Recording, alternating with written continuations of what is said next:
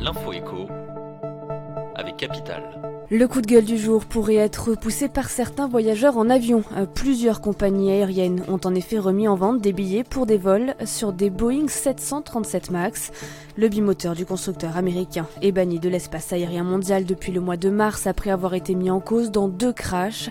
Parmi les compagnies qui ont décidé de commercialiser ces vols, TUI Airlines ou encore United Airlines.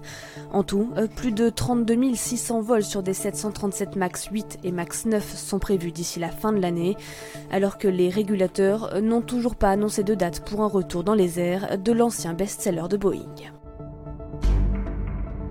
Le chiffre du jour, 7 aux États-Unis sur les 10 séances au cours desquelles le Dow Jones, l'indice star de la bourse new-yorkaise, a perdu le plus de points.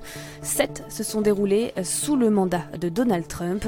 En cause, la politique très franche et les annonces fracassantes du président républicain qui affolent les marchés, tantôt en mettant la pression sur la Fed, tantôt en menaçant la Chine de guerre économique. Résultat, les investisseurs réagissent parfois très violemment aux humeurs du milliardaire qui a fait de Wall Street le juge de paix de sa politique économique. Vous retrouvez tout le détail sur capital.fr.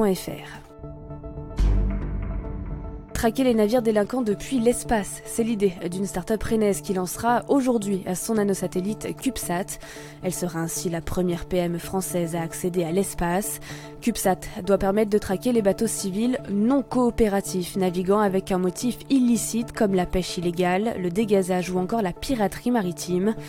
La société a pour projet de déployer une constellation de nanosatellites dans l'espace. Chacun embarquera une antenne d'écoute permettant l'identification et la localisation des navires pirates sur les océans de la planète. Tout le détail sur capital.fr. On termine avec ce couple de touristes français accusés de vol de sable. Ils ont été arrêtés par les douanes italiennes lorsqu'ils quittaient la Sardaigne, emportant 40 kilos de sable blanc répartis dans 14 bouteilles en plastique, cachées dans le coffre de leur voiture. Ramasser le sable sur les plages italiennes est formellement interdit, tout comme pour les coquillages et les galets en raison du trafic qui entoure la pratique. Si le couple a assuré ne pas connaître cette règle, les tourtereaux sont accusés de vol avec circonstances aggravantes. Ils risquent entre 1 et 6 ans de prison. C'était l'info écho avec Capital.